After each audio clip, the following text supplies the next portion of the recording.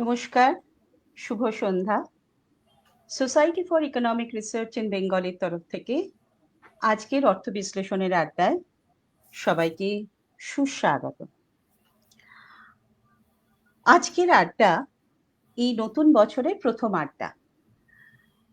আমরা কিছু বাধ্যবাধকতার কারণে গত কয়েক মাস আড্ডা নিয়ে উপস্থিত হতে পারিনি, সেজন্য আমরা সকল দর্শক শ্রোতার কাছে ক্ষমা প্রার্থী। গত বছরের শেষ সপ্তাহে, গত ২৬শে ডিসেম্বর ২০২৪ সালে আমরা হারিয়েছি আমাদের ভারতবর্ষের প্রাক্তন অর্থনীতিবিদ এবং প্রধানমন্ত্রী ডক্টর মনমোহন সিংকে। আমরা যারা একটু অর্থনীতি নিয়ে চর্চা করি, যারা অর্থনীতির ছাত্র, শিক্ষক, তাদের কাছে এই যেন এক ধরনের যুগাবসান। মনমোহন সিং এর আর্থিক সংস্কার, অর্থনৈতিক সংস্কার, তার সময়, তার প্রেক্ষিত এবং ভারতীয় অর্থনীতির এই প্রগতি বা উন্নয়নের ক্ষেত্রে তার যে ভূমিকা, তা যেন এক সর্বকালীন চর্চার বিষয়। তাই আমরা আজকের আড্ডাকে উৎসর্গ করেছি প্রয়াত প্রধানমন্ত্রী ডক্টর মনমোহন সিং এর নামে, এবং আমাদের আজকের আড্ডার বিষয় মনমোহনীয় সংস্কার ও ভারতীয় অর্থনীতি। আমাদের আজকের আড্ডায় আমরা পেয়েছি কয়েকজন স্বনামধন্য অর্থনীতিবিদকে। আমাদের সঙ্গে আছেন অধ্যাপক শুভাশিস গঙ্গোপাধ্যায়, ইন্ডিয়া ডেভেলপমেন্ট ফাউন্ডেশনের বর্তমান রিসার্চ ডিরেক্টর, এবং তিনি ২০০৮ সালে গ্লোবাল ফাইন্যান্সিয়াল ক্রাইসিসের সময় ভারতবর্ষের অর্থমন্ত্রকের উপদেষ্টা পদে আসীন ছিলেন। আমাদের দ্বিতীয় যে স্বনামধন্য ব্যক্তিকে আমরা আমাদের সঙ্গে আজকে আড্ডায় পেয়েছি, তিনি হলেন অধ্যাপক সৌমেন্দ্রনাথ শিকদার। তিনি কলকাতা বিশ্ববিদ্যালয় এবং Indian institute of management Joker প্রাক্তন অর্থনীতির অধ্যাপক। আমার সঙ্গে তার এক বিশেষ পরিচিতি। আমি এমফিল এবং পিএইচডি তার তত্ত্বাবধানে করতে পেরে আমি গর্বিত। আমাদের সঙ্গে আরো আছেন কলিকাতা বিশ্ববিদ্যালয়ের বর্তমান অর্থনীতির অধ্যাপক অঞ্জন চক্রবর্তী, এবং এই আড্ডায় society for economic research in বেঙ্গলের তরফ থেকে সঞ্চালকের ভূমিকায়, যিনি সূত্রধরের ভূমিকায় কাজ করবেন, তিনি হলেন অধ্যাপক সুগত মার্জিত। তিনি সোসাইটির প্রধান উপদেষ্টা এবং অর্থ বিশ্লেষণ জার্নালটির মুখ্য সম্পাদক। আজকে আমাদের যারা অতিথি, তারা প্রত্যেকেই কিন্তু শুধু স্বনামধন্য বা স্ব ক্ষেত্রে স্বমহিমায় উজ্জ্বলই নন, ছাত্রছাত্রী মহলে তাদের এক বিশেষ পরিচিতি আছে, তারা অত্যন্ত জনপ্রিয় শিক্ষক। তো এই জনপ্রিয় মাস্টারমশাইদের কাছ থেকে আজকে আমরা একটু জানতে চাইব যে মনমোহন সিং এর যে অর্থনৈতিক সংস্কার, তা ভারতবর্ষের ক্ষেত্রে যে বিভিন্ন যে আঙ্গিক থেকে বিশ্লেষণ করা যায়, সেই বিশ্লেষণগুলো সম্বন্ধে একটু জানতে চাইব।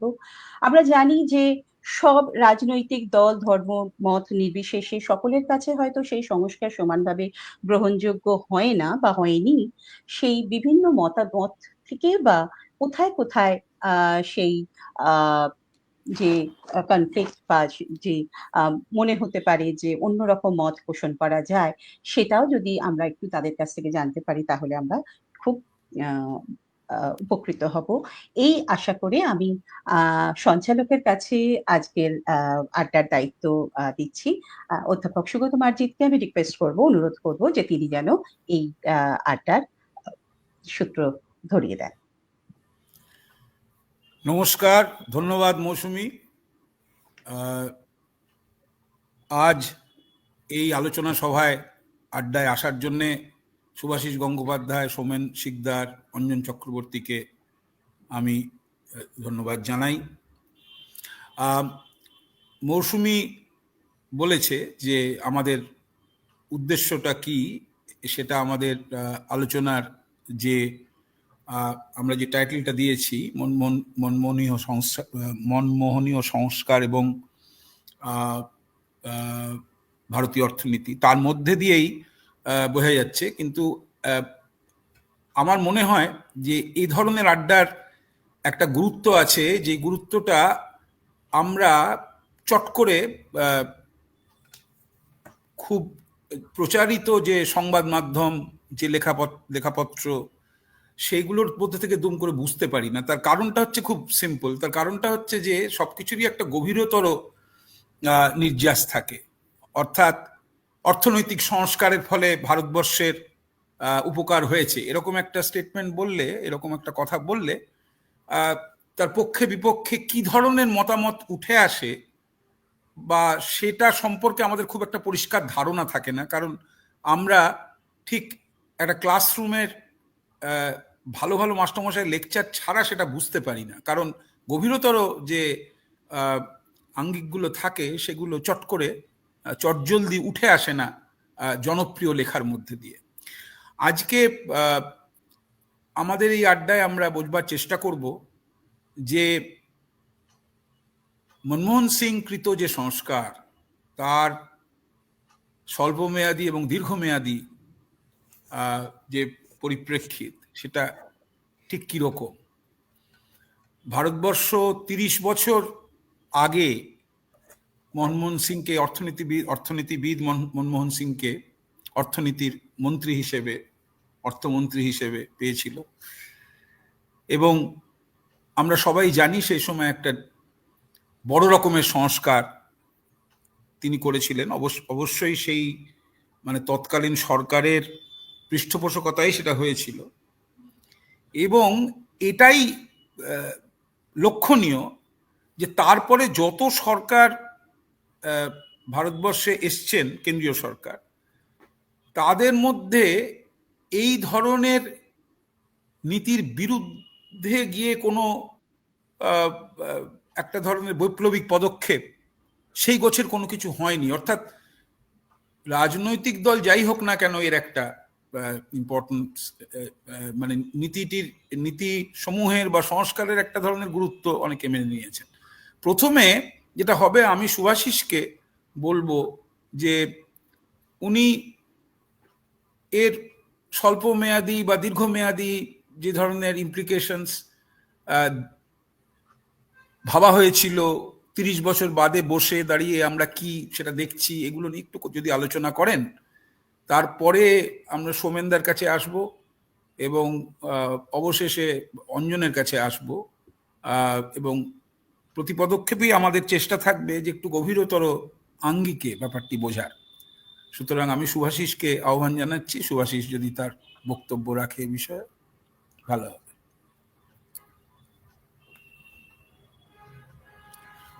শুভাশিস, আনমিউট কর, মিউট হয়ে আছে। ধন্যবাদ সুগত। আমি প্রথমেই বলতে চাই যে আমি মনমোহন সিং এর সঙ্গে অনেক কাজ করেছি, তাই অবশ্যই আমি যেটা বলবো সেটা হয়তো একটু বায়াসড মনে হতে পারে, কিন্তু কারণ আমি মনে করি যে আমি ওনার মতো ভদ্রলোক, নম্র লোক, একেবারেই কোনো অহংকার নেই, এরকম লোক খুব কম দেখেছি। আমি ওনার বাড়িতেও গেছি, ওনার সঙ্গে অনেক ঘুরেওছি। ইনফ্যাক্ট আমার লাস্ট যেটা মনে আছে সেটা হচ্ছে যে মানে এটা কৌশিক দাকে তো সবাই চেনে, কৌশিক বসুকে। ওনার ৬৫ বছর এর হচ্ছিল, একটা কনফারেন্স অর্গানাইজ করা হয়েছিল দিল্লি স্কুলে, আমি সেখানে ছিলাম। সেখানে মনমোহন সিংও এসেছিলেন। তিনি যখন বেরিয়ে যাচ্ছেন, আমি তৃতীয় বা চতুর্থ রোতে বসেছিলাম। তিনি আমাকে দেখতে পেয়ে সঙ্গে সঙ্গে এগিয়ে এসে, ওনার সঙ্গে দেখা হচ্ছে প্রায় ৫-৬ বছর পরে, কিন্তু এই যে একটা সিম্পলিসিটি যেটা ওনার মধ্যে ছিল, সেটা আমাকে ভীষণই এফেক্ট করেছিল। I really think that he was a true politician in that sense. Anyway, তা আমি যেটা বলতে চাই ওনার অর্থনীতি সম্বন্ধে, সেটা হচ্ছে যে উনি যখন ফাইন্যান্স মিনিস্টার হন, তখন দুটো জিনিস উনি করেন। প্রথমত আমার মনে হয় যে হি believed in the market, right? মার্কেটে বিশ্বাস ছিল ওনার। এবং মার্কেটে বিশ্বাস এই নয় যে মার্কেট ফান্ডামেন্টালিস্ট উনি ছিলেন না একেবারেই, কিন্তু উনি যেটা বিশ্বাস করতেন সেটা হচ্ছে যে ইন্ডিভিজুয়াল রিসোর্সফুলনেস যেটাকে আমরা বলি, যে ব্যক্তির নিজের সমস্যার সমাধানের যে প্রচেষ্টা, সেটাতে অনেক অনেক অনেক ফল পাওয়া যায়। তাই সেইটা যতটা করা যায় ততই ভালো। কারণ আমি ভেরি সিম্পল থিং, আমি যদি সুগত তোর ধন সম্পদের মালিক হই বা যদি ম্যানেজ করি, তাহলে আমি যেভাবে কাজ করব, আমার নিজের ধন সম্পদের ম্যানেজমেন্ট যেভাবে করব, দুটোর মধ্যে একটু ফারাক থাকবেই। তাই তাই সেখানে যদি ইন্ডিভিজুয়াল রিসোর্সফুলনেস দিয়ে কোনো সমস্যার সমাধান হতে পারে, তাহলে সেটা করতে দেওয়া উচিত। সেই হিসেবে মার্কেটের একটা সিগনিফিকেন্স আছে, এবং সেটা উনি বিশ্বাস করতেন, সেটা আমিও বিশ্বাস করি যে ওনার মনে সেটা ছিল। কিন্তু অন দি আদার হ্যান্ড, আজকে আমরা যেটা রাইটস বেসড অ্যাপ্রোচ বলি, সেটা কিন্তু উনিই চালু করেছিলেন। রাইট টু এমপ্লয়মেন্ট উনি করেননি, মনরেগা করেছেন বা তখন নারেগা করেছেন। Right two hunger, freedom from hunger, right two education, right, এগুলো সব উনি কিন্তু করে গেছিলেন। তাই সেই দিকে উনি এটাও বুঝতেন যে মার্কেট দিয়ে সমস্ত সমস্যার সমাধান হয় না। আমরা যেটা অর্থনীতিতে মার্কেট ফেলিয়ার বলি, সে সম্বন্ধে উনি যথেষ্ট সচেতন ছিলেন। So I will call him a believer in markets, but not a market fundamentalist. অনেকগুলো প্রশ্ন যেগুলো আজকে আমরা তুলছি, পিকেটি বলো বা যেই বলো, যে এই যে সাংঘাতিক একটা বৈষম্য দেখা দিয়েছে, এই যে আমরা এই জিনিসগুলো তুলছি আজকে, এগুলো কিন্তু উনি তখন তুলেছিলেন। কারণ আমি তো ওনার সঙ্গে খুব নিকটে থেকে কাজ করেছি। All those things war in his mind. যে আমরা যদি ঠিকমতো এটাকে কন্ট্রোল না করি, যদি একদম কমপ্লিটলি মার্কেট ড্রিভেন একটা সোসাইটি বানানোর চেষ্টা করি, ভারতের যা কনটেক্সট, ভারতের যা সমস্যাগুলি আছে, সেগুলো সমাধান হবে না, ওইভাবে করা যায় না। এবং সেই প্রসঙ্গে আমি বলবো যে ওনার মতো এই ধরনের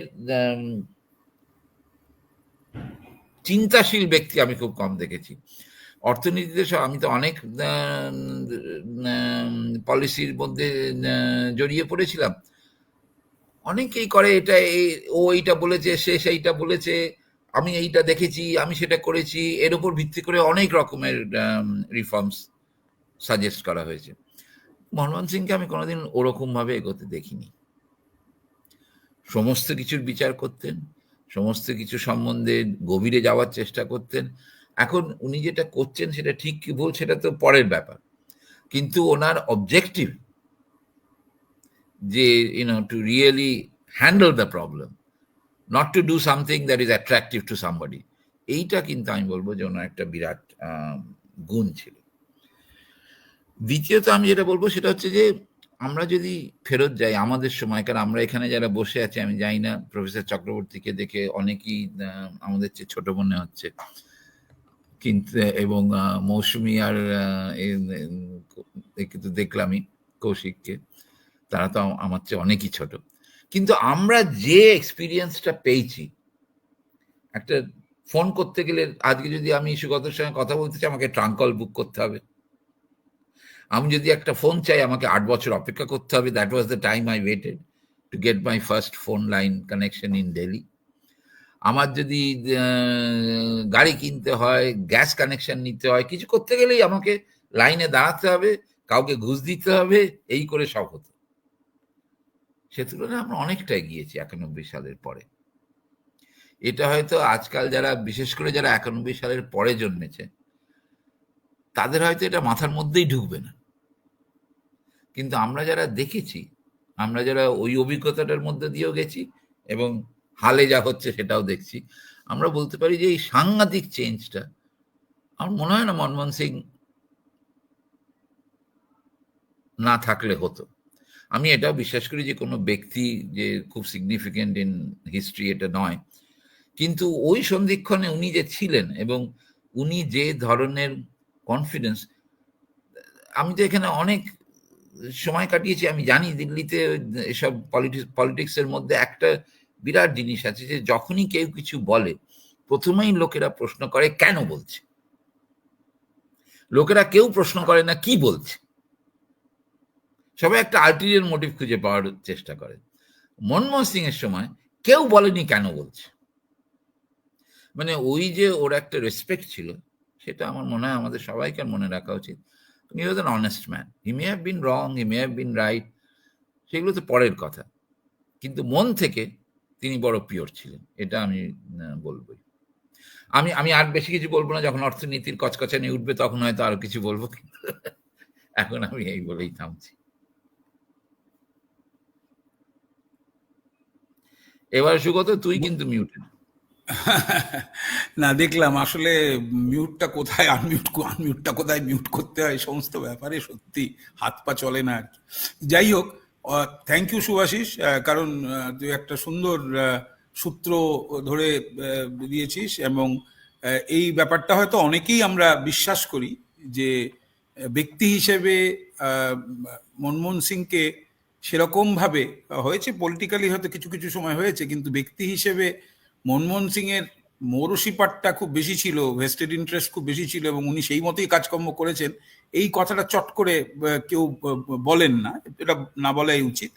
এবং একটা জিনিস যেটা আমার মনে হয় খুব গুরুত্বপূর্ণ, যেটা সুভাষিস বললো এবং তার সাথে আমি একমত, সেটা হচ্ছে যে মনমোহন সিং কিন্তু অর্থমন্ত্রী হওয়ার আগে যত্ন সহকারে একজন অর্থনৈতিক আমলা হিসেবে কাজ করেছিলেন বিভিন্নভাবে, এবং ইনক্লুডিং তিনি রিজার্ভ ব্যাংকের গভর্নরও ছিলেন। আমি আমলা বলবো না, সেটা একটা সর্বোচ্চ পদ, অন্তত সরকারি ক্ষেত্রে। এবং ওনার কিন্তু একটা সেন্সে উনি কিন্তু problem solver, in the sense যে উনি মানে লাইমলাইটে এসে আমি এই করলাম সেই করলাম এইটা বলার লোক উনি কোনোদিন ছিলেন না। আমরা আমরা জেনেছি ওনার একটা এক্সপোর্টের উপর একটা বই ছিল, যেটা অক্সফোর্ডে উনি পিএইচডি থিসিস করেছিলেন, সেইটা পড়েছিলাম কিছুটা আমি। ইনফ্যাক্ট ওনার বন্ধু, সেই সময়কার বন্ধু অমিয় কুমার বাগচি, তিনি আমাকে বলেছিলেন যে মনমোহন সিং এর অরিজিনাল বইটা পড়তে পারো একটা সময়। তো প্রশ্ন হচ্ছে যে এই গুণাবলী তো নিশ্চয়ই ছিল ওনার। যাই হোক, এই সংস্কার যে মানে ব্রডলি আমাদের সোসাইটিকে, ইকোনমিকে হেল্প করেছে, সেটা আমরা বুঝতে পারবো, এই যে কথাটা শুভাশিস বলল, কারণ আমাদের একটা বিগত দিনের পরিবেশ সম্পর্কে একটা আমাদের অভিজ্ঞতা আছে, সেইগুলো নিয়ে শুভাশিস বলল। আমি এবার সৌমেনদার কাছে যাব, মূলত সৌমেনদা নিশ্চয়ই তার বক্তব্য রাখবেন, কিন্তু সৌমেনদা, আমি একটা কথা একটু তোমার কাছে জানতে চাই, সেটা হচ্ছে যে মানে ভারতীয় যেটা আমরা বলি সামষ্টিক অর্থনীতি, ম্যাক্রো ইকোনমিক পলিসি বা ইত্যাদি নিয়ে, এই ধরনের মানে ম্যাক্রো ইকোনমিক পলিসি বা ম্যাক্রো ইকোনমিক পলিসি ম্যানেজমেন্ট, এটা মনমোহন সিং এর জামানার আগে এবং পরে তার কি কোনো পরিবর্তন তুমি দেখেছো, বা তার কি মনে হয়েছে যে আমরা কি বেটার ম্যানেজার হিসেবে এই গ্লোবাল ইকোনমিতে ইমার্জ করেছি? মানে তুমি তোমার বক্তব্য ডেফিনেটলি, তোমার যেটা কোর বক্তব্য সেটা তো বলবেই এটা নিয়ে, কারণ তোমার এই বিষয়ে কাজটা আছে, তুমি ভারতবর্ষের macro economic policy, monetary policy এবং ওপেন ইকোনমির মনিটারি পলিসি নিয়ে তুমি বই লিখেছো এবং পড়িয়েছো, সুতরাং তোমার কাছে এটা জানতে পারলে ভালো হবে। আচ্ছা আচ্ছা, প্রথমেই বলি এটা কিন্তু আড্ডা হিসাবে নিচ্ছি আমি, এবং আড্ডায় কিছু আলগা কথাও বলা চলে। এই বিষয়ে আমি একটা সেমিনার দিলে বা শুধু ইকোনমিক্সের ছাত্রছাত্রীদের কাছে বললে আমি কিন্তু একভাবে বলতাম, একটা মঞ্চে দাঁড়িয়ে মাইকের সামনে। এটা কিন্তু আড্ডা, তার ফলে কিন্তু এধার ওধার আমি কিছু কথাও বলবো, মানে একেবারে মনমোহনীয় অর্থনীতি বা শুধু মানুষ মোহনমোহন এইটা বলবো না। আচ্ছা, তো সেইটার পেছনে আমার একটা একজনের মনীষীর কথা আমার বরাবরই খুব পছন্দ। তিনি হচ্ছেন একজন ফরাসি মনীষী, তার নাম ভলতেয়ার, ছদ্মনাম যদিও, যাক ভলতেয়ার। তার ইংরেজি অনুবাদের কথাটা এরকম: to the living we owe respect, but to the dead we owe only the truth. তো এই কথাটি আমার ভালো লাগে, যদিও মৃত্যুর পর সাধারণত আমি দেখেছি যে শ্রাদ্ধবাসরই হোক বা কন্ডোলেন্সেই হোক, তার কোনো দোষ ত্রুটি ছিল এটা সাধারণত বলাই হয় না আর কি, কখনোই বলা হয় না। যিনি খুব রাগারাগি করতেন, ধমক ধমক দিতেন, তাকেও বলা হয় অমায়িক মানুষ, কখনোই ইত্যাদি ইত্যাদি। তো সেটা আমার একটু খারাপও লাগে। তো সেটা একটা আনুষ্ঠানিক সভায় সেটা তো হতেই পারে ভদ্রতা, কিন্তু আড্ডায় অতটা নিয়ম না মানাই ভালো। আচ্ছা, সুভাষিস তো ওনার সঙ্গে প্রচুর ইন্টারঅ্যাক্ট করেছে। আমি ওনাকে 3 বার দেখেছি জীবনে। প্রথম যখন যেটা দেখি সেটা আমি তখন প্রেসিডেন্সির ইকোনমিক্স ডিপার্টমেন্টে সেন্টার ফর ইকোনমিক স্টাডিজ বলে একটা রিসার্চ সেন্টার ছিল, আমি বিদেশ থেকে ফিরে ওখানে জয়েন করেছিলাম। তখন একবার কিন্তু মনমোহন সিং কলকাতায় কোনো কাজে এসেছিলেন, তখন উনি কিন্তু রিজার্ভ ব্যাংকের গভর্নর হননি, তারও আগে কলকাতায় এসেছিলেন, কিন্তু সেখান থেকে উনি প্রেসিডেন্সির ইকোনমিক্স ডিপার্টমেন্টে এসেছিলেন। ডিপার্টমেন্টের কথা নিশ্চয়ই জানতেন, চলে এসেছিলেন সেখানে। তখন আমি ছিলাম, অনুপ দা ছিল, আমাদের আগে থেকে একটা যে এরা মনমোহন সিং আসছেন। তো যথা সময় একদিন উনি এসেছিলেন, সেটা আমার প্রথম দেখা। আমাদের সবার সঙ্গে একটু কথাবার্তা বললেন, কিন্তু ওই তখনই দেখলাম যে অত্যন্ত নরম সুরে কথা বলেন, কম কথা বলেন এবং খুবই হালকা নরম সুরে কথা বলেন। এটা হচ্ছে প্রথম পরিচয়। উনি তখন ঠিক কি ছিলেন আমি জানি না, কিন্তু বড় আমলা ছিলেন নিশ্চয়ই। আচ্ছা, দীপক বাবু, মিহির বাবু সবাই উপস্থিত ছিলেন, নবেন্দু সেনও তখন ছিলেন। আচ্ছা, এরপর দ্বিতীয়টা হয়, আমি তখন IIM এ পড়াই, তখন একটা কোনো ব্যাপারে উনি তখন নন, আর প্রধানমন্ত্রী নন বোধহয়, যত সম্ভব আমি জানি, যা মনে পড়ছে, এটা অনেকদিন হয়ে গেল। একবার IIM এ উনি একটা বক্তৃতা দিতে এসেছিলেন, কলকাতা এসেছিলেন, ওনাকে নিমন্ত্রণ করা হয়েছিল। উনি IIM এর অডিটোরিয়াম পুরো ভর্তি ছিল, বক্তৃতা দিয়েছিলেন। তো সেটাও উনি খুব নিচু গলায় আস্তে আস্তে কথাটা বলেছিলেন। আর 3 নম্বরটা আবার প্রেসিডেন্সি কলেজে দেখা। এটা প্রেসিডেন্সি কলেজের বাইসেন্টিনারি উপলক্ষে অনেক কিছু আয়োজন করা হয়েছিল, কিন্তু এটা তার বেশ কয়েক মাস পরে, ঠিক ওই সময়টাই উনি বোধহয় আসতে পারেননি, কিন্তু বেশ কয়েক মাস বাদে উনি এসেছিলেন এবং ওখানে আলাদা করে ওনার একটা বক্তৃতারও ব্যবস্থা করা হয়েছিল। তো তখন আবার একটু ডিপার্টমেন্টের লোকজনের সঙ্গে আমি গিয়ে ওনার সঙ্গে বেশি কথা হয়নি, কাছে ছিলাম। তো ওখানেও উনি খুব ধীরে ধীরে যেরকম কথা বলেন, সেখানে প্রেসিডেন্সি কলেজ এবং বিশেষ করে ভারতীয় বাঙালি অর্থনীতিবিদদের ভূমিকা, সেটা বলেছিলেন ভারতীয় অর্থনীতি পরিচালনায়। এবং বললেন যে এইটুকু আমার মনে আছে, যে আমি যেটুকু কাজ করতে পেরেছি সেটা কিন্তু আমি একা নই, আমার সঙ্গে আরো অনেক অর্থনীতিবিদ ছিলেন। এই কথাটা আমার পরিষ্কার মনে আছে। আচ্ছা, এইটা আমি পরে আবার দেখলাম, আমি পড়লাম যে আমাদের অর্থনৈতিক সংস্কার বা লিবারালাইজেশনের 25th অ্যানিভার্সারিতে ওনাকে একটা ইন্টারভিউ করা হয়েছিল। সেখানে কিন্তু উনি সেই ইন্টারভিউতে যে কথাটা বলেছিলেন, এবং আমিও এখন সেটা আবার বলবো, এটা পরে অনেকেই বলেছেন, যদিও সবাই নয়, যে সংস্কারটা কিন্তু, তখন প্রধানমন্ত্রী ছিলেন PV নরসিমহা রাও, সুতরাং এটাকে রাও সিং সংস্কার বলা উচিত। কংগ্রেস কোনো একটা কারণে PV নরসিমহা রাও কে সেটা এরকম একটা বরাবরই করে গেছে, কে তাকে তো চিনছি না, ওহো হ্যাঁ মনে পড়েছে, এটা কংগ্রেসের মোটামুটি নরসিমহা রাও সম্বন্ধে এটা অ্যাটিটিউডটা ছিল, এখনো আছে। তা কিন্তু আমি দেখলাম ওই ইন্টারভিউতে 25 বছরের মনমোহন কিন্তু প্রথম এই রাওয়ের কথা বলেছেন। আমি এটা পড়লাম যে প্রধানমন্ত্রী ছিলেন, তিনি আমার পেছনে ছিলেন সব সময় আর কি। আচ্ছা, এটাও আমরা জানি যে এই রাওই কিন্তু একজন অনির্বাচিত অর্থনীতিবিদকে, আনইলেক্টেড, একেবারে সরাসরি ওনার ক্যাবিনেটে নিমন্ত্রণ করে এনেছিলেন। তবে এটাও সত্য, প্রথম কিন্তু আমন্ত্রণ করা হয়েছিল IG প্যাটেলকে। IG প্যাটেল না করেন তখন মনমোহনকে বলা হয়, কিন্তু আমাদের PV নরসিংহ রাও এর এই ভূমিকাটা অস্বীকার করলে চলবে না। নরসিংহ রাও প্রধানমন্ত্রী, সমস্তটা কিন্তু নির্বাচনের পুরো ঝুঁকিটা তার, পুরো রিস্কটা কিন্তু তার। সেখানে মনমোহন সিং এর বিরাট উদ্যোগ ছিল, সেটা পরে অনেকে বলেছেন। যাই হোক, এই ইন্টারভিউটায় মনমোহন প্রথমেই নরসিংহ রাওয়ের কথা বলেন, চিদম্বরমের কথা বলেন, উনি তখন কমার্স মিনিস্টার ছিলেন, এন ভার্মার কথা বলেন, যিনি তখন ছিলেন principal secretary to the prime minister, এবং আরো 14-15 জন, তাদের সবার নাম করেননি, অন্তত এই আমি যে পড়লাম সেখানে বলছে আরো 14-15 জন ইকোনমিস্টের একটা টিম আমার সঙ্গে সবসময় কাজ করেছে। এই ব্যাপারটা একেবারে একটা ধ্রুব সত্য। মনমোহন সিং এর ভদ্রতার তুলনা ছিল না।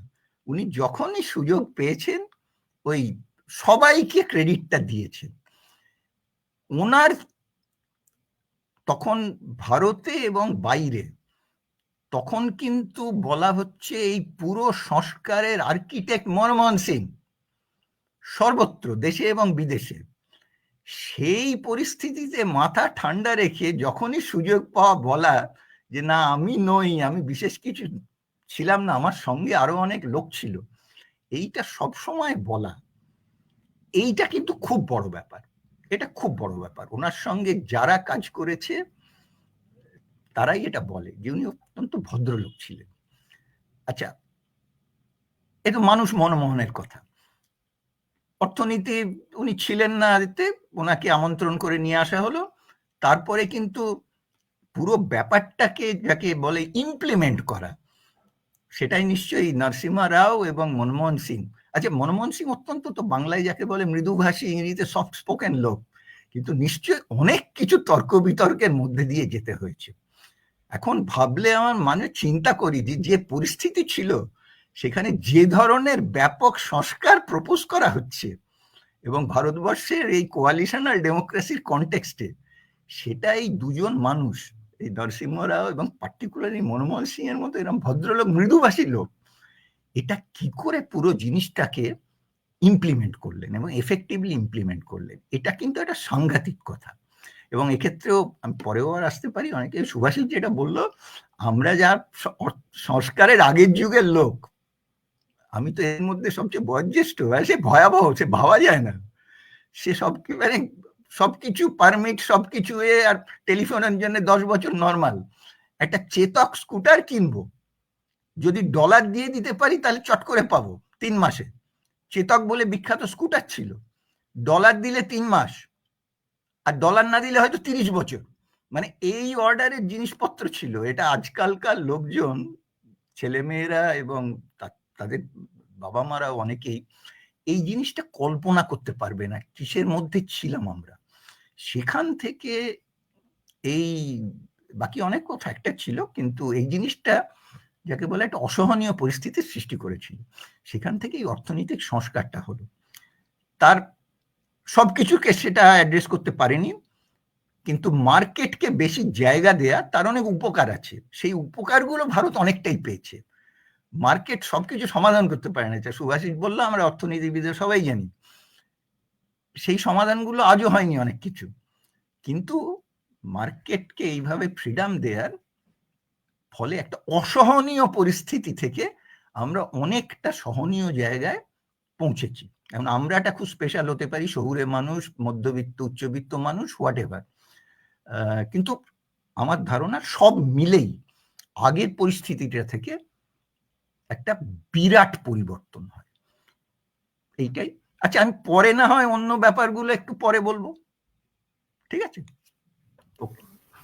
ধন্যবাদ সৌমেনদা। আমি আবার তোমার কাছে হয়তো আসবো, বা আমরা সেরকম ভাবে একটা কোনো বিষয়েতে, জাস্ট আমি অঞ্জনের কাছে যাবার আগে, আর যেহেতু সুভাষিস আর সৌমেনদা কিছুটা মনমোহন সিং এর ব্যক্তিগত যে মানে যেরকম মানে ব্যক্তিগত তার যে আলাপচারিতা, তার কথাবার্তা এবং তার মানুষ হিসেবে তার যে কন্ট্রিবিউশন, সেই এবং মানুষ হিসেবে যে অত একটা কঠোর পরিস্থিতির মধ্যে ওইরকম সফট স্পোকেন একজন, নিশ্চয়ই তিনি অনেক শক্ত বিতর্কের মধ্যে পড়েছিলেন এবং সেখান থেকে তার উত্তরণ ঘটিয়ে এভাবে কাজ করার মধ্যে নিশ্চয়ই একটা বড় ব্যাপার ছিল। আমি জাস্ট একটা আমার ব্যক্তিগত অভিজ্ঞতার কথা বলছি। আমার সঙ্গে ওর মুখোমুখি দেখা হয়েছে একবার, সেটা অনেক মানে তখন উনি প্রধানমন্ত্রীর শেষের দিকে, ওই কৌশিক বসু একটা কনফারেন্সের আয়োজন করেছিলেন দিল্লিতে, তখন কৌশিক বসু মুখ্য অর্থনৈতিক উপদেষ্টা, সেই কনফারেন্সে গিয়েছিলাম। তখন কৌশিক বসু, তখন আমরা একটা মানে ডাইভার্সিফিকেশন কমিটি হয়েছিল একটা গভর্নমেন্ট অফ ইন্ডিয়ার, মানে পাবলিক সেক্টরে এমপ্লয়মেন্ট কিরকম diversified across communities and across groups and so on, সেটার উপরে একটা কমিটি হয়েছিল। সেই কমিটিতে আমরা কাজ করছিলাম, আমি, অশ্বিনী দেশপান্ডে এবং অমিতাভ কুন্ডু, আমার এই তিনজনের কথা মনে আছে, আরো কয়েকজন ছিলেন। কৌশিক দা হঠাৎ আমাকে আর অশ্বিনীকে বললেন যে তোমরা আজকে একটু মনমোহন সিং এর সঙ্গে দেখা করে এসো। তখন মানে মনমোহন সিং ফাঁকা আছেন, আমি চাই তোমরা গিয়ে একটু আলাপ করে এসো। আমরা কিন্তু, আমি আর অশ্বিনী গিয়ে ওর সঙ্গে কিছু সময় কথাবার্তা বলেছিলাম এবং খুব মজা লেগেছিল। ওর যে ঘরটা যেখানে প্রধানমন্ত্রী দেখা করেন, সেখানে সমস্ত রাজ্যের স্পেশাল খাবারগুলো আছে আর কি, মানে একটা জায়গায় মানে সেখানে খাবারগুলো রাখা হতো, সেটা আমার মনে আছে। কিন্তু ওই খাবারগুলো মনে হচ্ছিল পুরনো, যাক সেটা দিয়ে কিছু না। কিন্তু মনমোহন সিং এর সঙ্গে কথা বলাটা খুব প্রবলেমেটিক ছিল। তার কারণ ছিল উনি বসছিলেন না। উনি যেহেতু বসছিলেন না, আমরাও 40 মিনিটের সঙ্গে দাঁড়িয়ে কথা বলেছিলাম, এবং সেটা আমার জীবনে একটা ভয়াবহ একটা অভিজ্ঞতা আর কি। এবং ওনার কথা শুনবার জন্য আমাদের ওনার যত কাছে যেতে হচ্ছিল, তাতে আমার একটা বিড়ম্বনা লাগছিল আর কি, কারণ উনি কিছুতেই জোরে কথা বলছিলেন না। সুতরাং এটা একটা ছিল। আর একটা ছোট্ট কথা বলি, আমি তখন যাদবপুরে পড়াই, এমন সবে কিছুদিন হলো জয়েন করেছি, 3-4 বছর হলো। হঠাৎ আমি দেখলাম আমাকে মনমোহন সিং অর্থমন্ত্রী হওয়ার পরে আমাকে একটা চিঠি এলো অর্থমন্ত্রক থেকে, যে একটা বিষয়ে আমাকে একটা কাজ করতে হবে এক্সপোর্ট ইম্পোর্ট পলিসির কনটেক্সটে আর কি বলে। তো সেই প্রজেক্টটা আমি করেছিলাম। কিন্তু সেই প্রজেক্টে আমার যে কনক্লুশন ছিল, সেই কনক্লুশনটা যখন আমি পাঠাতাম, 2-3 বার পাঠানোর পরে ওনার যে আন্ডার সেক্রেটারি ছিলেন, তিনি বলছিলেন যে না না, এটা তো হচ্ছে না রিপোর্টটা, কারণ তোমার কোনো ট্যাক্স সাবসিডির কোনো রেকমেন্ডেশন নেই। আর আমি বলেছিলাম যে অ্যাকচুয়ালি অনেক প্রসিডিউরাল কমপ্লেক্সিটি কমাতে হবে এক্সপোর্টারদের জন্য, এই সমস্ত আর কি। তখন আমি, এবং তার জন্য আমার পয়সাটাও আসছিল না, কারণ প্রজেক্টের তো একটা টাকা পয়সা থাকে, আমার তো রিসার্চ অ্যাসিস্ট্যান্ট দিয়ে কাজ করিয়েছি।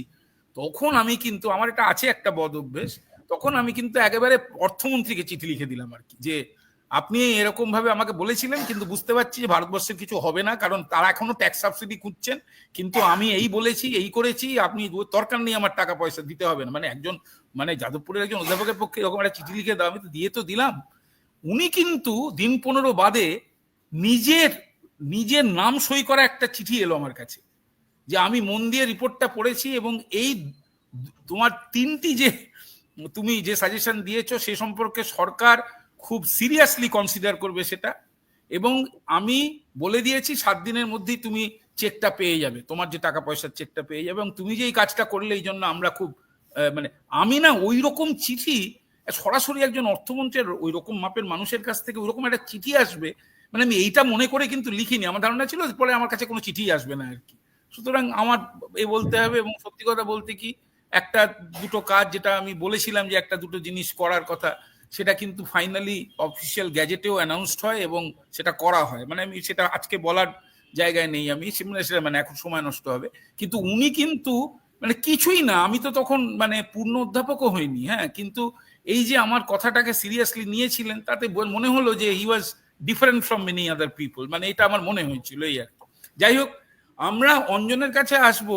আমি বলতেই থাকবো যে অঞ্জনের কাছে আমি কি এক্সপেক্ট করি, কিন্তু অঞ্জন নিশ্চয়ই তার মতো করে বলবে যেটা বলার কথা থাকে। অঞ্জনের কাজকর্ম যারা জানেন তারা জানেন, যারা জানেন না তারা হচ্ছে, অঞ্জন অর্থনীতির একটা, আমরা যেটাকে মূলধারার অর্থনীতি বলি বা মূলধারার অর্থনীতি চর্চা বলি, তার বিয়ন্ডে অঞ্জনের কাজ। এবং অঞ্জন এক ধরনের যেটাকে আমরা বলবো যে কোনো পোস্ট স্ট্রাকচারালিস্ট ফর্মের পরে যে ধরনের চিন্তা ভাবনাকে মূলধারার স্রোত সেরকম ভাবে ধর্তব্যের মধ্যে আনে না, সেগুলো কিভাবে ফ্লারিশ করছে ইত্যাদি নিয়ে অঞ্জনের কাজটা আছে, এবং খুবই লব্ধপ্রতিষ্ঠ একজন অর্থনীতির মানুষ। আমি অঞ্জনকে বলবো যে একটু যেন অন্য মানে যেগুলো সম্পর্কে মূলধারার স্রোতে সেরকম আলোচনা হয় না, তার পার্সপেক্টিভ থেকে অর্থনীতিতে মনমোহনের সংস্কার, সেটাকে অঞ্জন কিভাবে দেখছেন, সেই জিনিসটা যদি একটু উনি কোনো একটা সময় ওর কথার মধ্যে বলেন। ধন্যবাদ সুগতদা। প্রথমেই আমি বলি, আমি মনমোহন সিংকে তো চেনা দূরের কথা, আমি কোনোদিন দেখিনি বা তার সাথে চিঠি আদান প্রদানও হয়নি আর কি।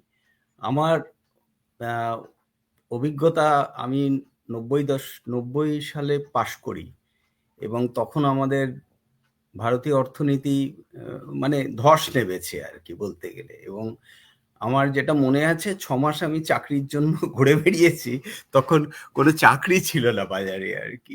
এইটা আমার মনে আছে তখনকার সিন। কিন্তু আমি তারপরে যখন গবেষণায় গেলাম, ঢুকলাম, আমার গবেষণার বিষয়ের সাথে হয়ে উঠলো ভারতীয় অর্থনীতি, তার একটা দিক। এবং গবেষক হিসেবেই আমি মনমোহন সিংয়ের সাথে আমার পরিচয় আর কি।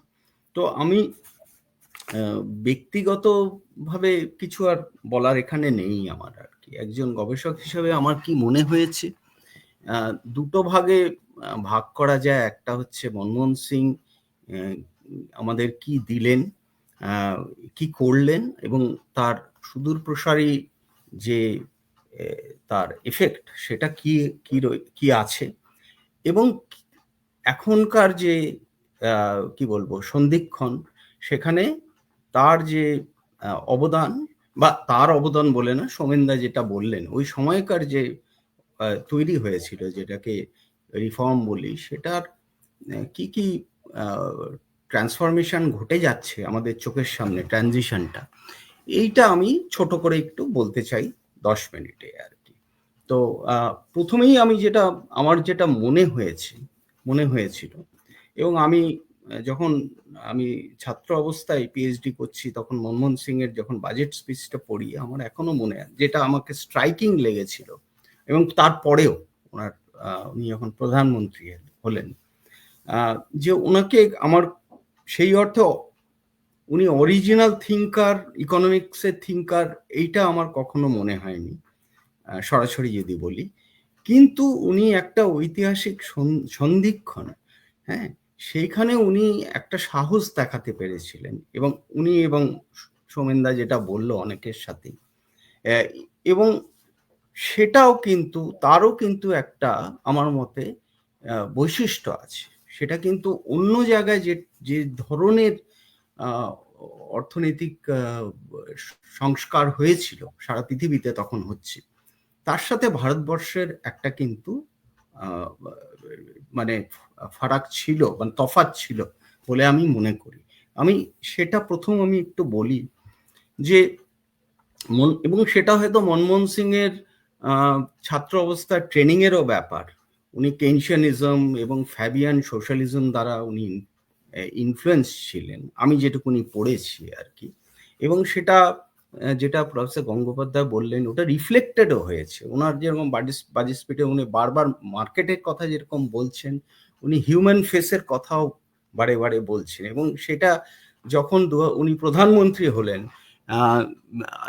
সেটা কিন্তু এই নারেগা বা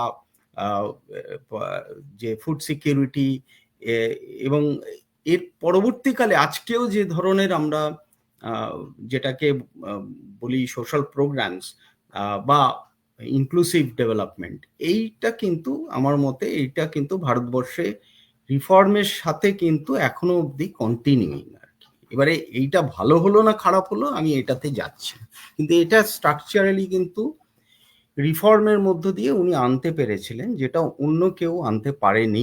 অন্য দেশে কিন্তু সংস্কার যখন হয়েছিল সেই সময় সেইভাবে হয়নি। আমি একটু বলি এটা নিয়ে, এবং খুবই আমার মনে হয় গুরুত্বপূর্ণ, কারণ একজন প্রধানমন্ত্রী, মানে উনি, আমার যেটুকুনি মনে পড়ছে, আমি ভুলে গেছি, কিন্তু এই বাজেট স্পিচটার শেষে উনি ভিক্টর হুগোর কথা বলছেন আর কি, যে একটি আইডিয়া যখন সময় আসে, একটা আইডিয়ার যখন সময় আসে, পৃথিবীর কোনো শক্তি তাকে থামাতে পারবে না। আসলে ওই কারণেই আমি বলছি ওইটা একটা ঐতিহাসিক সন্ধিক্ষণ ছিল। এবং সোমেনদা যেটা বলছে, ওটা মনমোহন সিং বলে না, ওই সময়টাই এরকম ছিল যে ওখানে একটা কিন্তু সংস্কার, ওই পিরিয়ডে আর কি সংস্কারটা বোধহয় প্রয়োজনও ছিল। একজন আমাদের মুখেরও দরকার ছিল যিনি ওটাকে সাহসের সাথে এগিয়ে নিয়ে যাবেন। এটা মনমোহন সিং যেভাবেই হোক উনি এইটার মধ্যে ছিলেন আর কি, এটা অস্বীকার করে তো কোনো লাভ নেই। তো এইটা একটা ভারতবর্ষে আমার যেটা মনে হয়েছে ইউনিক যে ব্যাপার, যেটা অন্যান্য রিফর্ম থেকে আলাদা করেছে, সেটা হলো, তার জন্য আমি একটা নাওমি ক্লাইন বলে একজন বিখ্যাত লেখক আর কি, তিনি একটা বই লিখেছিলেন শক ডক্ট্রিন। এটা খুবই নাম করা আর কি, দ্য শক ডক্ট্রিন। এবং ওনার বক্তব্য ছিল যে উনি দেখিয়েছিলেন চিলি থেকে শুরু করে সোভিয়েত ইউনিয়ন থেকে শুরু করে সব যেখানে যেখানে সংস্কার হয়েছে সেই সময়, যে প্রত্যেকটা সংস্কার হয়েছিল কিন্তু থ্রু শক থেরাপি। একটা শক থেরাপির মধ্য দিয়ে যেখানে পলিটিক্যাল ডেমোক্রেসিটা সাসপেন্ড করে দেওয়া হয়েছিল, সেই চিলিতে পিনোশের সময় বা সোভিয়েত ইউনিয়ন যখন পড়ে গেল বা অন্যান্য দেশে, প্রত্যেকটা উনি ধরে ধরে দেখাচ্ছেন যে পলিটিক্যাল এই যে রিফর্ম, মার্কেট রিফর্ম যদি করতে হয়, হ্যাঁ, একটা বিগ ব্যাং মার্কেট রিফর্ম যদি আমাদের আনতে হয়, তাহলে কিন্তু পলিটিক্যাল ডেমোক্রেসি সেটা থাকলে হবে না, কারণ বাধাপ্রাপ্ত হবে সেখানে। এবং এইটা ছিল নাওমি ক্লাইনের হাইপোথেসিস আর কি। আমার মতে কিন্তু ভারতবর্ষের যে রিফর্ম 1991 থেকে হয়েছে, সেটা কিন্তু নাওমি ক্লাইনের হাইপোথেসিসটাকে ভুল, মানে এটা একটা এক্সেপশন বলে আর কি, কারণ ভারতীয় রিফর্মটা কিন্তু পলিটিক্যাল ডেমোক্রেসিটার মধ্য দিয়েই হয়েছে আর কি। তো এইটা আমার মনে হয়েছে এটা কিন্তু একটা এক্সেপশনালিজম, ভারতের মানে রিফর্মের এক্সেপশনালিজম। এবং সেই কারণে যেভাবে রিফর্মটা সারা বিশ্বে একটা, মানে সোভিয়েত ইউনিয়ন থেকে চিলি থেকে সব জায়গায় সর্বত্র যে হয়েছে, এমনকি চীনেও যখন দেং জিয়াওপিং আনলে যে বিগ ব্যাং যেটাকে রিফর্ম বলি আমরা, সম্পূর্ণ একটা দ্রুত গতিতে পরিবর্তন করে দেওয়া, ভারতের রিফর্ম আমরা সবাই জানি এখানে একটা গ্র্যাজুয়ালিস্ট প্রসেসের মধ্যে দিয়ে গেছে আর কি। তার অভিমুখ ছিল বাজারি অর্থনীতি, হ্যাঁ, যেটাকে অনেক সময় মানে এবং তার সাথে বিশ্বায়ন যুক্ত করে একটা বাজারি বিশ্বায়নের মধ্যে ভারতে, মানে বিশ্বায়িত বাজারের মধ্যে ভারতীয় অর্থনীতিকে রেখে দেওয়া, এই যে তুলে ধরা, এই যে একটা পরিবর্তন, এইটা সারা বিশ্বে হচ্ছে। কিন্তু ভারতবর্ষে যেটা প্রফেসর গঙ্গোপাধ্যায় বললেন খুব গুরুত্বপূর্ণ, এই শক থেরাপি কিন্তু যে হয়েছে সবসময় একটা উল্টো কিন্তু জায়গা থেকেছে। তার সাথে সাথে শক থেরাপি সেইভাবে হয়নি, রিফর্ম যেটা হয়েছে, এবং সেটা হয়তো শক থেরাপি, কিন্তু তার সাথে একটা উল্টো একটা স্রোত বয়েছে যে এইবারে তার সাথে একটা হিউম্যান ফেস হতে হবে। এবং এটা কিন্তু মনমোহন সিং প্রথম থেকেই পরিষ্কার ছিলেন আর কি। ওনার ইনফ্যাক্ট আমি বাজেট স্পিচেও আমার মনে আছে বারবার উনি এই কথাটা কিন্তু উচ্চারণ করছিলেন আর কি। এবং অন্যান্য যে জায়গায় হয়েছে সেখানের সাথে তুলনা করতে গিয়ে এটা যে মনমোহন সিং এর বোধহয় ওই ট্রেনিংটা, যেখানে কেইনশিয়ানিজম, ফ্যাবিয়ান সোশ্যালিজম, এবং শুধু মনমোহন সিং কেন, তখনকার যে অর্থনীতির যে পরিসরটা ছিল আর কি, তার বোধহয় কিছুটা ইমপ্রিন্ট হয়তো চিহ্ন হয়তো তখনকার যারা তাদের মধ্যেও থেকে গেছিল, এটা আমার একটা মনে হয়। আরেকটা বিষয় যেটা আমি বলবো চট করে, যে মনমোহন সিং এর আমলে আরেকটা জিনিস হয়েছে, সেটা হলো ভারতীয়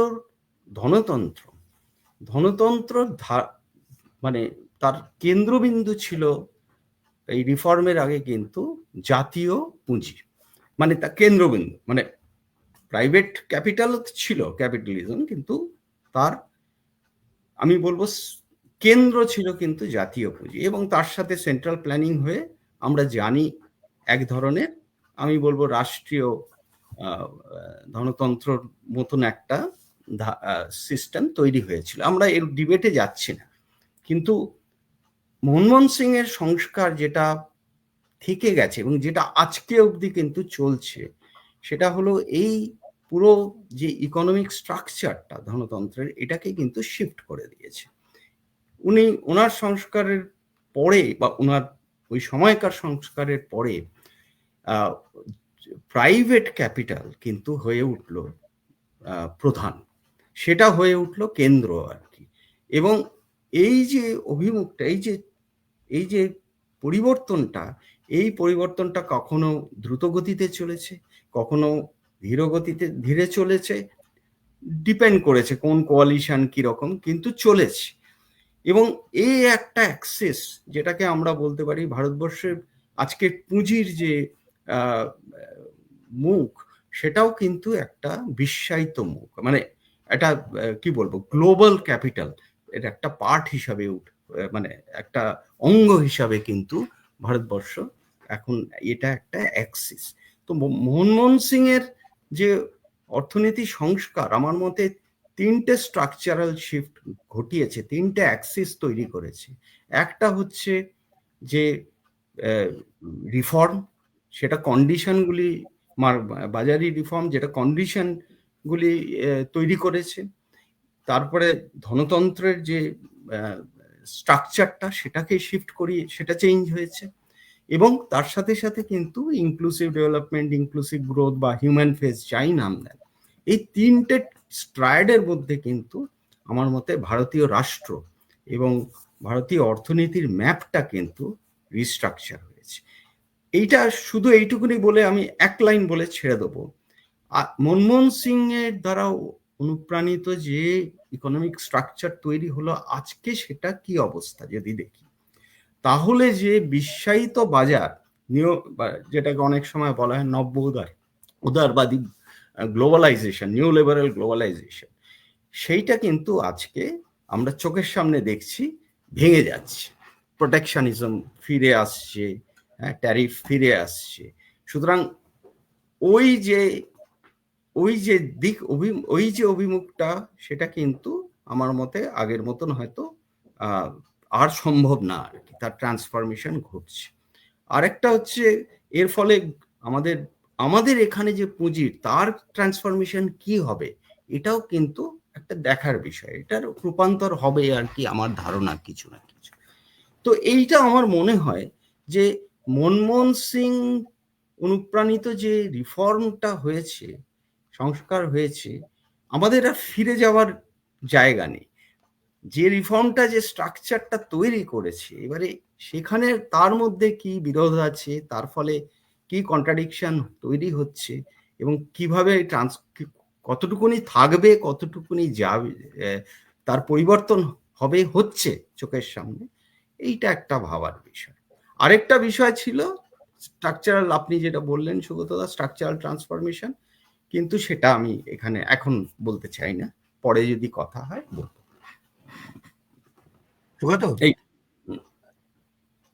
ধন্যবাদ অঞ্জন, খুবই সুন্দর বলেছে অঞ্জন, এবং একটা অন্য ধরনের পার্সপেক্টিভ আমাদের চোখের সামনে এসছে। আমি যেটা, হ্যাঁ, আমি সোমেনদার একটা কিছু বলতে চাইছে, সোমেনদাকে আমি ডাকছি বলার জন্য, তারপরে সেখান থেকে আবার। হ্যাঁ, ওই একটা তুমি যে কথাটা বলেছিলে সেটাও বলবো, আর তার আগে যেটা বলে নি, মনমোহন সিং মানুষ হিসাবে অসাধারণ ছিলেন, অর্থমন্ত্রী হিসেবে খুবই ভালো ছিলেন, কিন্তু আমার এটা দৃঢ় অভিমত ওনার প্রধানমন্ত্রী হওয়া উচিত হয়নি।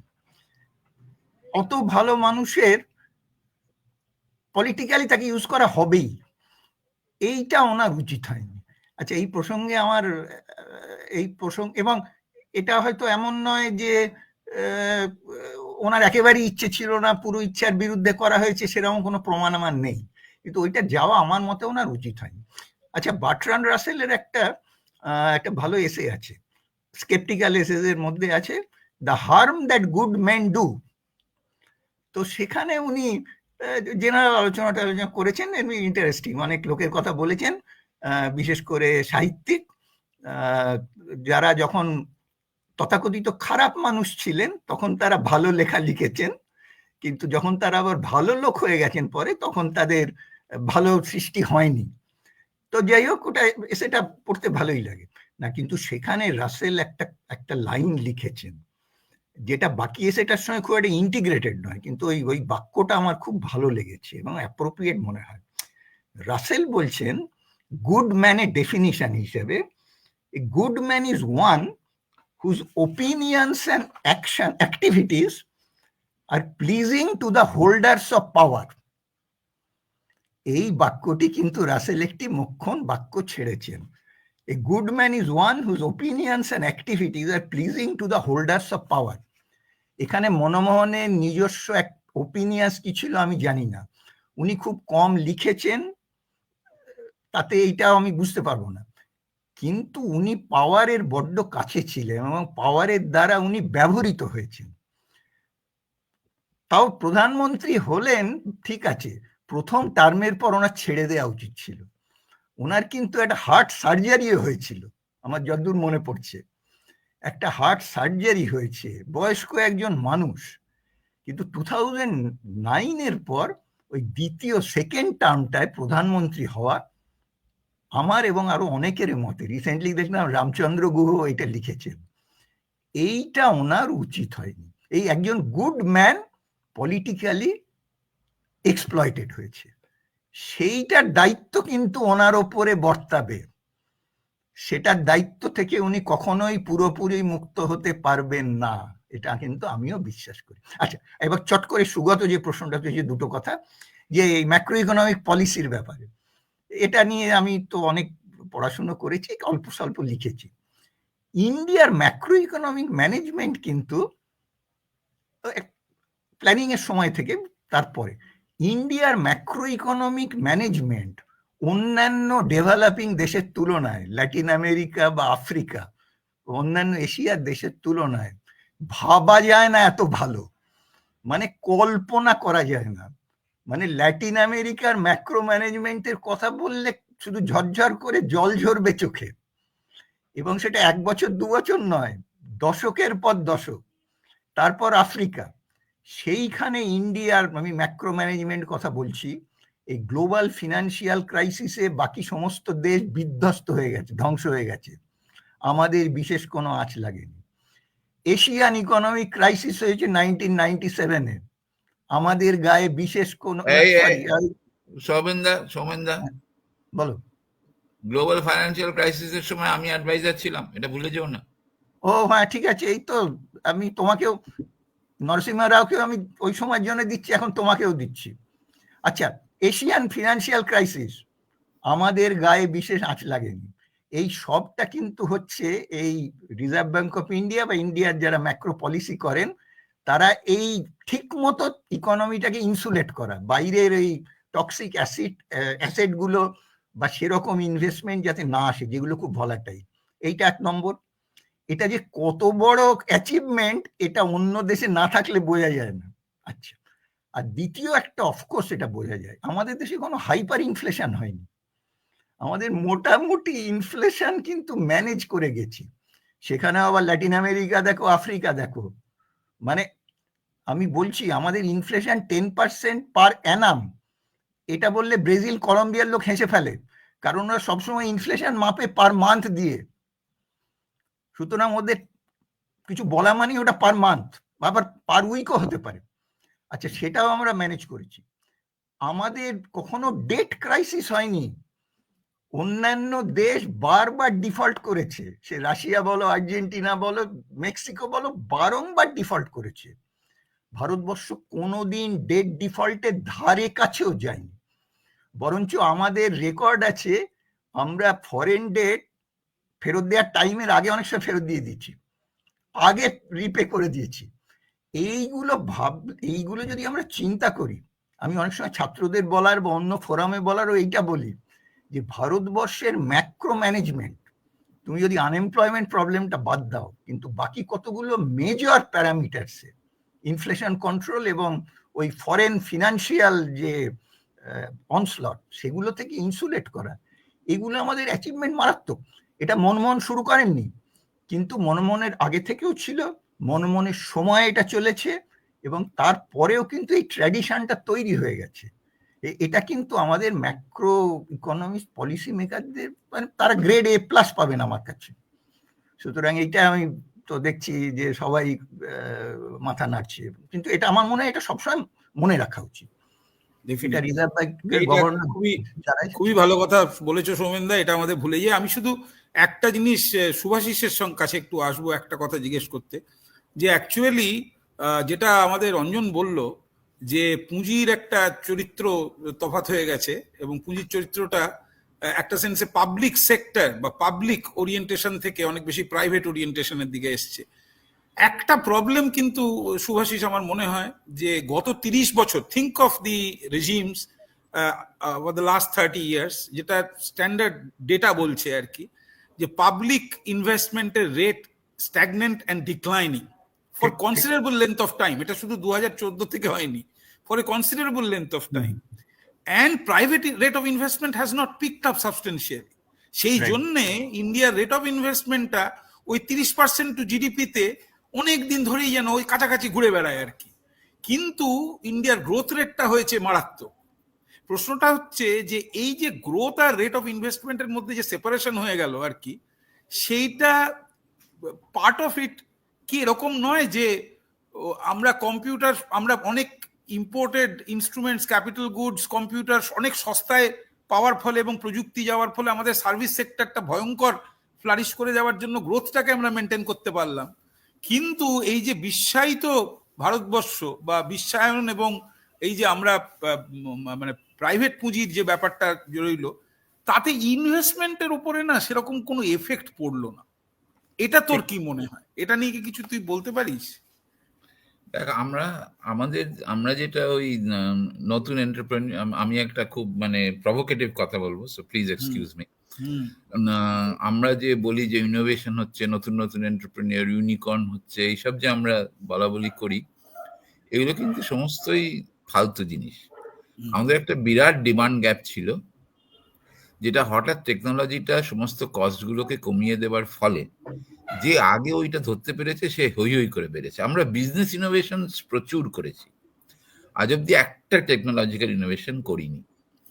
আমি যদি দেখি আমাদের আইটি সেক্টর নিয়ে আমরা তো ডিগবাজি খাই যে কি সাংঘাতিক, কি সাংঘাতিক, কি সাংঘাতিক।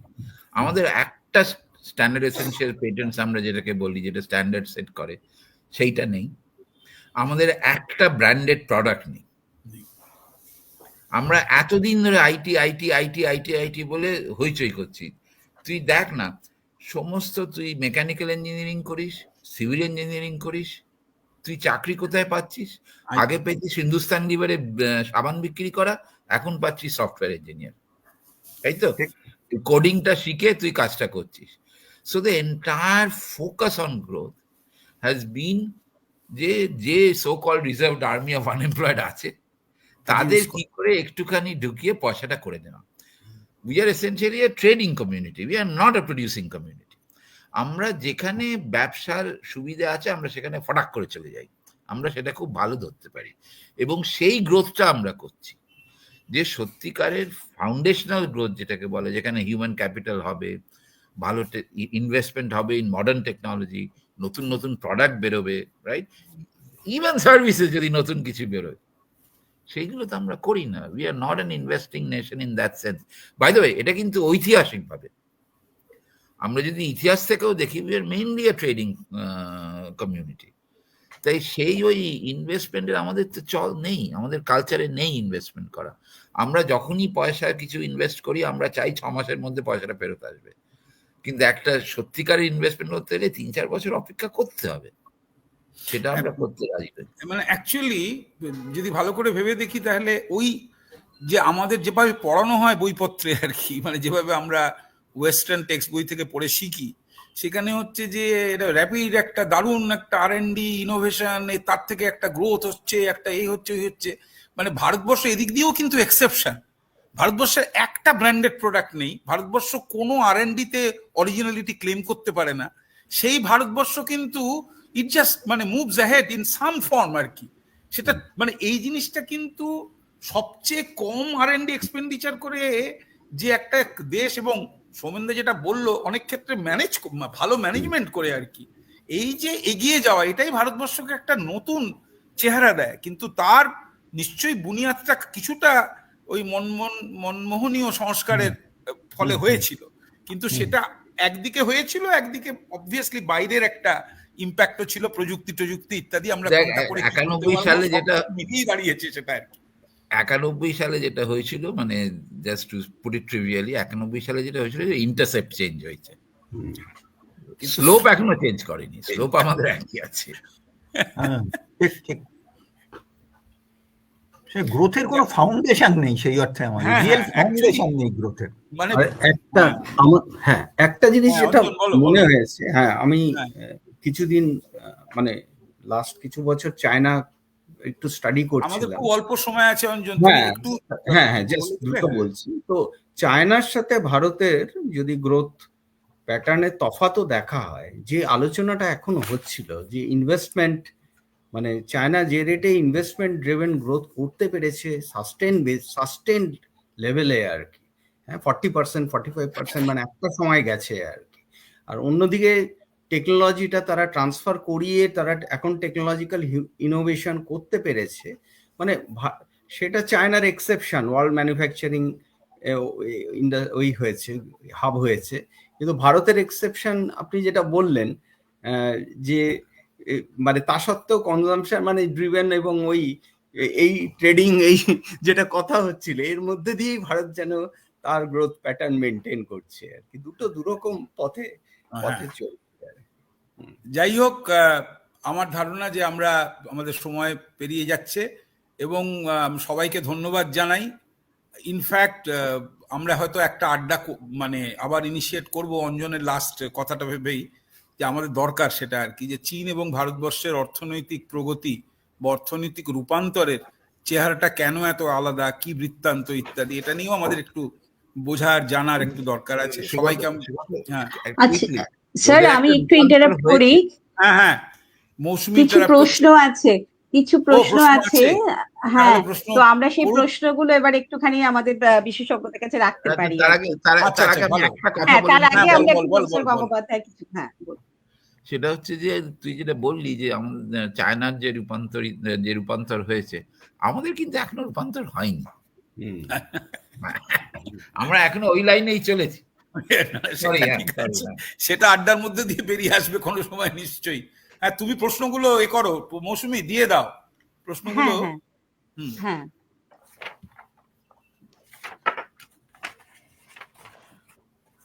হ্যাঁ কৌশিক, যদি প্রশ্নগুলো একটু দেখানো যায়। আচ্ছা, একটা প্রশ্ন এখানে দেখতে পাচ্ছি, জয়ন্ত দ্বিবেদী, আমাদের অর্থ বিশ্লেষণেরই অন্যতম সম্পাদক এবং আমাদের সার্ভের মেম্বার, যে ও যে প্রশ্নটি করেছে যে আমরা বাধ্য হয়ে রিফর্মের পথে গিয়েছিলাম নাকি ওটা আমাদের চয়েস ছিল। সম্ভবত আমরা বাধ্য হয়ে রিফর্মের পথে গিয়েছিলাম। তো আমার প্রশ্ন হলো যে আমরা কি আগে বুঝিনি এটার প্রয়োজনীয়তা আছে? তো এটা নিয়ে আমাদের হয়তো একটু আলোচনা হয়েছে, অঞ্জনদা বলছিলেন একবার। তবু যদি অঞ্জনদার কাছেই প্রশ্নটা রাখছি যে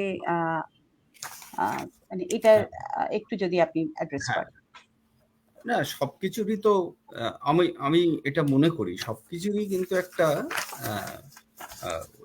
হিস্টোরিক একটা অকেশন থাকে আর কি, যেখানে অনেক অনেক প্রসেসগুলি, অনেক প্রক্রিয়া একসাথে জড়ো হয় আর কি। মানে ওই রকম ক্রাইসিস একটা না হলে হয়তো, ওই ধাক্কাটা না হলে হয়তো ওই রিফর্মটা, ওইটা একটা কন্ডিশন ছিল রিফর্মটা হওয়ার, দ্রুততার সাথে নিয়ে আসা। অনেকে তো বলে যে 80-র দশক থেকেই শুরু হয়ে গেছে, রিফর্ম শুরু হয়ে গেছে, এটাও একটা ভারতবর্ষের ডিবেট আছে আর কি। কিন্তু সেই কারণে আমার কাছে এইটা জিনিসটা এরকম না যে মনমোহন সিং বা কয়েকজন মিলে রিফর্মটা করলেন। আসলে সময়টা এরকম ছিল, কন্ডিশনটা এরকম তৈরি হয়েছিল যে রিফর্মটার প্রয়োজন, মানে দরকার হয়ে পড়েছিল আমাদের। সেই কারণেই বোধহয় ওই সময়টা গুরুত্বপূর্ণ। এবং 80-র দশক থেকে হতে হতে ওটা আই থিঙ্ক 91-এ একেবারে, ওটা একটা 91-এ যেটা হয় একটা স্টেটমেন্ট মতন আমরা পাই যে এই পথে আমরা চলবো আর তার একটা প্রিয়াম্বল মতন আমরা পাই, টেমপ্লেট। তো এইটাই আমি বলবো আর কি। আচ্ছা, প্রফেসর শিকদারের কাছে কি আমরা এটা নিয়ে আর একটু অন্য মত কিছু পেতে পারি, বা প্রফেসর গঙ্গোপাধ্যায়ের কাছে? আরেকটা কি প্রশ্ন এটা এসছে না, ডানপন্থী? হ্যাঁ, অন্য একটা প্রশ্ন আছে। আচ্ছা ঠিক আছে, আমরা অন্য প্রশ্নটাতে চলে যাচ্ছি। এটা বিবেকানন্দ মুখোপাধ্যায় করেছে।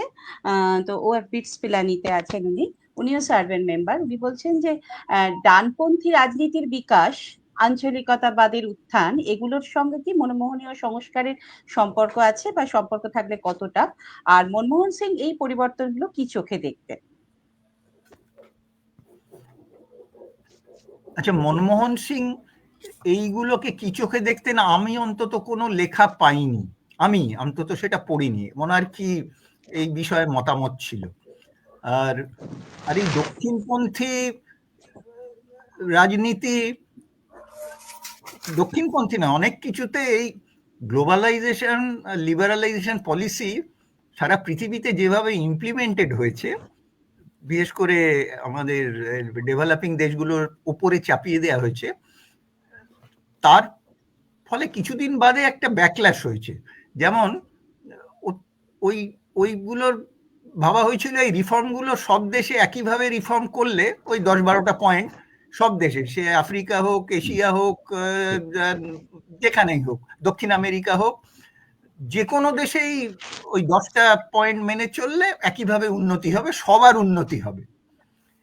এইগুলো দেখা গেছে হয়নি।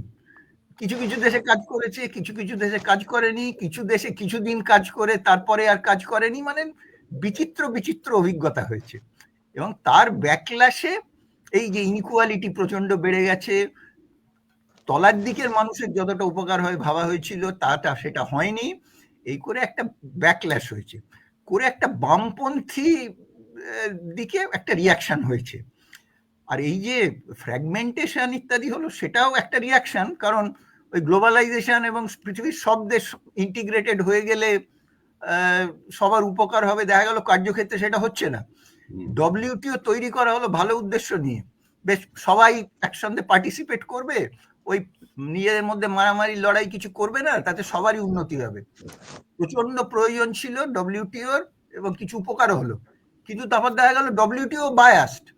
আরে ধনী ডেভেলপ দেশগুলোর জন্য এক নীতি, তাদের ট্যারিফ না সরালেও চলে, তাদের প্রোটেকশন সব না সরালেও চলে, কিন্তু সমস্ত প্রোটেকশন, ট্যারিফ এগুলো সরানোর দায়িত্ব সব লেস ডেভেলপ দেশের উপর। ফলে আস্তে আস্তে এই যে ডব্লিউটিও বললো মাল্টিল্যাটারাল ট্রেড হবে, ফ্রি ট্রেড হবে, তার বিরুদ্ধে রিয়াকশন হলো, যে তো তুমি বলছো এক, আর তো কাজে অন্যরকম দেখা যাচ্ছে। এইগুলো থেকে আবার আস্তে আস্তে পিছু উঠতে লাগলো, এই রিজিওনালিজম আবার মাথাচাড়া দিল, আবার নিজেরাই আমরা আবার ট্যাক্স করবো বা ট্যারিফ বসাবো, এগুলো হতে থাকলো। তার সঙ্গে দক্ষিণপন্থী রাজনীতি কেন উঠলো সেটা আমি বলতে পারবো না, সেটা হয়তো অন্য অনেক কারণ আছে। কিন্তু মনমোহন এইসব ব্যাপারে কিছু লিখেছেন কিনা আমার পড়া নেই, সেটা বলতে পারবো। সুভাষিস বাবুর কাছে। হ্যাঁ, আমি একটা কথা খালি বলবো যে অর্থনীতিবিদদের কাজ সমাজের সমস্ত সমস্যার সমাধান করা নয়। এই সমস্ত কিছু ঘটলেই যে অর্থনীতিবিদদের চেপে ধরা হয় যে বলুন তো কেন, আরে দক্ষিণপন্থীদের সঙ্গে আমাদের কি সম্পর্ক? যদি কিছু বোকা লোক ওরকম ওই করে, যদি অন্য লোকেদের পছন্দ না করে, সেটা অর্থনীতিবিদদের দোষ। মানে এইটা আমাদের করা বন্ধ করতে হবে। If we want to attack problems, we should attack the problems, not pass it on to somebody else. কারণ অর্থনীতিবিদ কি করবে যদি দক্ষিণপন্থী হয়? যদি তাদের যারা বাইরে থেকে আসছে তাদের ইমিগ্রেশনের বিরুদ্ধে যদি তারা যেতে চায়, তারা বলবে তাদের চাকরি নিচ্ছে, কিন্তু আসলে তো চাকরি নিচ্ছে না। আমরা সবাই জানি, ইকোনমিস্টরা বারবার বলছে যে ওরা যেসব চাকরিতে ঢোকে সেসব চাকরি দেশের লোকেরা কেউ করতে চায় না। এটা আমরা বছরের পর বছর কাঁড়ি রিসার্চ হয়েছে এর উপর, কিন্তু কেউ বলবে না যে এটা অর্থনীতিবিদদের দোষ নয়। তুমি যারা পলিটিক্যাল সায়েন্স তাদের ধরো, তাদের ধরছে না কেন? যারা সোসিওলজিস্ট তাদের ধরছে না কেন? সবকিছু অর্থনীতিবিদদের সমাধান করে দিতে হবে, এটা তো ভারী মজা। আমি কি একটা একটু অন্য কথা এখানে? নিশ্চয়ই একদম অঞ্জন। আমি প্রশ্নটাকে খুব সিরিয়াসলি নিলাম, হ্যাঁ, নিয়ে আমি একটু চট করে 2 মিনিটে এটাকে আমার মতো করে ভাবছি। এটা কোনো অর্থনীতিবিদ বা মনমোহন সিং এর ব্যাপার না। আমি এটা যেটুকুনি দেখেছি, আমার যা বুঝেছি, মনমোহন সিং এর মানে এটা আমার মনে পড়ে যায় ম্যাক্স ওয়েবারের সে বিখ্যাত hypothesis Protestant ethic as a condition of capitalism, যে ধনতন্ত্রের জন্মই হতো না যদি প্রোটেস্ট্যান্ট এথিক না তৈরি হতো আর কি। এবং উনি এই যে আমার মতে কিন্তু আমরা বোধহয় একটা আমি এটা বলি আর কি, একটা অর্থনীতি এবং এই ধর্মের সম্পর্কে এটা একটা ওয়েবেরিয়ান মোমেন্টে মধ্য দিয়ে ঐতিহাসিকভাবে আমরা আছি আর কি। এবং এইটা আমি এই জায়গা থেকে একটা প্রবলেম জাস্ট রেখে আমি বন্ধ করব, যে মনমোহন সিং এর কাছে কিন্তু রাষ্ট্রটা, মনমোহন সিং কেন, ওই সময়কার রাষ্ট্রটা কিন্তু, যেটাকে আমরা কনভেনশনাল অর্থে সেকুলার স্টেট বলি, ওনার কাছে কিন্তু রাষ্ট্রটা একটা সেকুলার স্টেট ছিল। স্টেটের ক্যারেক্টারিস্টিকটা কিন্তু ডেভেলপমেন্ট স্টেট, হ্যাঁ, মানে ডেভেলপমেন্ট আমরা খুব ব্রড অর্থে বলছি আর কি। যেটা যে পরিবর্তনটা হচ্ছে বা হচ্ছে কি না, এটা আমাদের সিরিয়াসলি ভাবা দরকার আমার মতে। সেটা হলো রাষ্ট্রের, যেহেতু রাষ্ট্রের সাথে অর্থনীতির একটা এবং পলিসি থেকে শুরু করে সবকিছু একটা গভীর সম্পর্ক আছে, যে রাষ্ট্রের এই ক্যারেক্টারিস্টিক্সটা পরিবর্তন হচ্ছে কিনা। এবং এটাকে আমি ওয়েবেরিয়ান মোমেন্ট বলতে চাইছি। অর্থাৎ জিনিসটা এটা না যে রাষ্ট্র ধর্মভিত্তিক রাজনীতি করছে কিনা, কিন্তু আমার যে পলিটিক্যাল ইকোনমিটা আছে তার সাথে এই যে রাষ্ট্রের ক্যারেক্টারিস্টিক্সটা কি চেঞ্জ হচ্ছে, তার ফলে একটা সম্পর্ক কি তৈরি হচ্ছে। এবং তার জন্য আমাদের নতুন করে পলিটিক্যাল ইকোনমিটা একটু ভাবতে হবে কিনা, অর্থনীতির জায়গা থেকে, কোনো পজিশন নেওয়ার জন্য না, কিন্তু অ্যানালিসিস লেভেলে আর কি। মানে আমি এইটুকুনি বলতে চাই। সমস্যাটা জাস্ট আমার কাছে এটা প্রশ্ন আর কি, মানে আমি মানে ভেবে আমার এই প্রশ্নটা আমার মনে হয়। থ্যাংক ইউ অঞ্জনদা। ঠিক আছে, আমরা পরের প্রশ্নে চলে যাই। বিশ্বজিৎ মণ্ডল, বিশ্বজিৎ অর্থ বিশ্লেষণের অন্যতম সম্পাদক। সে প্রশ্ন করেছে যে এই যে আজকাল কারণে অকারণে লোকজনকে বেশ খানিকটা টাকা দিয়ে দেবার একটা প্রবণতা হয়েছে, এটা লং রান প্রভাব যে ভালো নয় সেটা তো আমরা সবাই জানি, কিন্তু এই নীতি বাতিল করে যদি অন্য কোনো নীতি যে কোনো দলের কাছে অন্য ধরনের নীতি, সেটাকে রাজনৈতিক হারাকিরি বলা যায়। এই ধরনের একটা কাল্পনিক অবস্থায় ওনার অবস্থান, অর্থাৎ ডক্টর মনমোহন সিং এর অবস্থান এবং নীতিগত প্রস্তাব কি হতে পারত, আপনাদের অভিজ্ঞতা কি বলে? এটা মানে আমি সবাইকার কাছেই রাখছি, আমি সবাইকার কাছেই জানতে চাইবো। শুভাশিস বাবুকে বলবো। হ্যাঁ, শুভাশিস একটু এই যে বলতে পারি। আমরা যেটা এখন শুরু করেছি যে কিছু সমস্যা দেখলে একটু পয়সা দিয়ে দাও, সেটা একটা ভয়ঙ্কর বাজে জিনিস। তার কারণ হচ্ছে যে এতে অবশ্যই আমাকে যদি কেউ 1000 টাকা দেয়, আমার যদি লাখ টাকার মালিক হলেও আমার 1000 টাকাটা আমি পকেটে করবো, তাই সেটা কোনো কাজের কথা নয়, তাতে আমি অবশ্যই খুশি হব। কিন্তু তাতে কি লং টার্ম কোনো লাভ হয় না, জাস্ট হয় না। কোনো গরিবই কারুর দানের অপেক্ষায় থাকতে চায় না। সমস্ত গরিবই জানে যে আমি যদি ঠিকমতো, আমার যদি স্বাস্থ্য হয়, আমি যদি স্বাস্থ্যবান হই, আমি যদি কাজ করতে রাজি থাকি, আমাকে যদি ট্রেনিং দেওয়া হয়, তাহলে আমি কেল্লা ফতে করে দেবো। তাদের পয়সার দরকার নেই, তারা পয়সা চায় না। তাই যতক্ষণ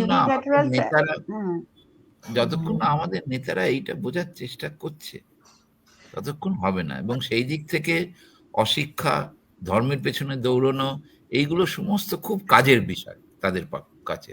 কারণ ওইসব নিয়ে মেতে থাকলে যখন হঠাৎ মনে আরে খাচ্ছি কি, তার কিছু পয়সা দিয়ে দাও, এইভাবে তো চলছে। এবং এটা সমস্ত মানে পার্টি এই করছে। এটা একটা ভয়ঙ্কর মানে বাজে একটা ডিজিজ আমাদের মধ্যে ঢুকে গেছে। দিল্লিতে এইমাত্র ইলেকশন হলো,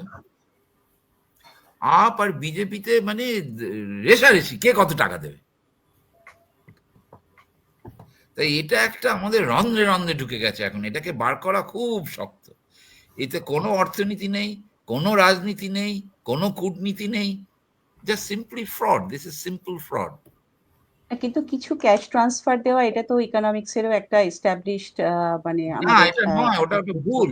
ইকোনমিক্সের রিসার্চ যদি করা হয় তাহলে দেখা যাবে যে ক্যাশ ট্রান্সফার করে কনজাম্পশন পাওয়ারটা তাদের বাড়ে না, মানে সাময়িক দিয়ে কি তাদের কনজাম্পশন পাওয়ার বাড়ে। A very specific problem is solve. কিন্তু আপনি যখন এডুকেশন, হেলথ এসবের কথা বলছেন, তখন ক্যাশ ট্রান্সফার দিয়ে হয় না। ইউ হ্যাভ টু, আমরা একটা সিম্পল ক্যাশ ট্রান্সফার এক্সপেরিমেন্ট করেছিলাম পিডিএস দিয়ে। দিল্লিতে ওটা করা সম্ভব, কারণ দিল্লিতে রেশনের দোকান যদি বন্ধ হয়, আমি পাশে একটা দোকান পাবো। আমি একটা গাঁয়ে যদি রেশনের দোকান বন্ধ করে দিই, যদি বলি পয়সা দেবো, তাহলে না খেতে পেয়ে মরবে। কারণ ওই যে মার্কেট প্লেটা তো বুঝতে হবে আমাদের। খালি যেহেতু বিদেশিরা বলছে আর ওয়ার্ল্ড ব্যাংক বলছে ক্যাশ ট্রান্সফার ভালো, ক্যাশ ট্রান্সফার করলে তো এগুলো চলবে না। আমাদের এইগুলো আমাদের নিজেদের যে কনটেক্সটে আমরা কাজ করছি, ইকোনমিক্সের যে কোনো সোশ্যাল সায়েন্সের কনটেক্সট ইজ ইম্পর্টেন্ট। সেটা যদি আমরা না বুঝতে পারি, খালি এটা টাইপ পরে স্যুট পরে আমি এলাম, সে ঠিক বলছে বলে তো এগুলো চলবে না। আমাদের নিজেদের ভাবতে হবে।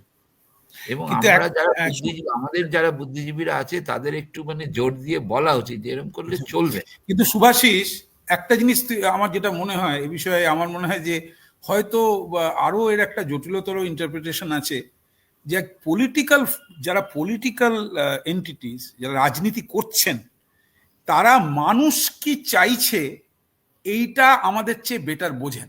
আমি একটা হাইপোথেসিস হিসেবে বলছি, মানুষের কি পারসেপশন, সেটা ঠিক না ভুল, না শর্ট টার্মে হবে না লং টার্মে হবে, এইটা কিন্তু এটা কিন্তু একটা জাস্ট একটা মানে টু বি ডিবেটেড প্রপোজাল। সেই সম্পর্কে ধরা যাক তারা কিচ্ছু জানেন না, মানুষ এই মুহূর্তে কি চাইছে এই জিনিসটা যদি তারা বুঝতে পারেন, তার লজিক্যাল ফাউন্ডেশন নিয়ে দে আর নট ওয়ারিড। কারণ কেউ তার টেনিওরের বিয়ন্ডে ভাবছেন না কিন্তু। ফলে এই মুহূর্তে যদি মানুষ মনে করে যে আমার একটা লং টার্ম ভালো বেনিফিশিয়াল পাবলিক প্রজেক্টের বদলে সেই টাকাটা যদি ভাগ করে আমাদের সবাইকে দিয়ে দেয়, তাহলে আমরা তাকে ভোট দেব। এই জিনিসটা যদি মানুষের পারসেপশনটা যদি এরকম হয়, তাহলে তো কারো কাছ থেকে শিক্ষা পাওয়াটার ইনসেন্টিভ এফেক্ট নেই পলিটিশিয়ানদের জন্য। এটা কিন্তু এই প্রবলেমটা হচ্ছে কোর প্রবলেম, অর্থাৎ আমরাই প্রবলেম। কিন্তু আমার ধারণা যে এই যে একটা ধরনের মানে তুই যদি বলিস এটাকে একটা, of course it's a fraud, because এটা তো মে নট ডেলিভার। কিন্তু মানুষ, পলিটিশিয়ান যাচ্ছে মানুষের কাছে, তার টেনিওর হচ্ছে 5 বছরের বা হোয়াট এভার, আমি বলছি এমনি, সে গিয়ে দেখছে যে আমি তাকে ভালো জিনিস 5টা বোঝালাম, কিন্তু আমি জানি 4টেতে কাজ হবে না। ওই 5 নম্বরে সে বলছে না বাবু আপনি আমাকে ওই 5,000 টাকা কি 2,000 টাকা 3,000 টাকাই দেবেন আপনি। এই যে আইডিয়াটা, এটাও কিন্তু এসছে তাদের অভিজ্ঞতা থেকে, যে any promise by a politician ultimately turns out to be a false promise. If it is delivered, promised to be delivered, down the line. I don't agree with you. I don't agree with you entirely. That's what I'm saying. Why you don't agree with this? এটা মানে কি তুই দেখ না, এই এখন আমাদের কেন্দ্রীয় সরকার এখন কি বলছে, আমাদের বলছে 2047 সালে দেখো বিকশিত ভারত। কালকে কি হবে আমি জানি না, তাই ওটা ঠিক নয়। ঠিক মতো খেলাটা ঠিক মতো খেললে লোককে আটকে রেখে দূরে দেখাতে পারে, তাই তো করছে।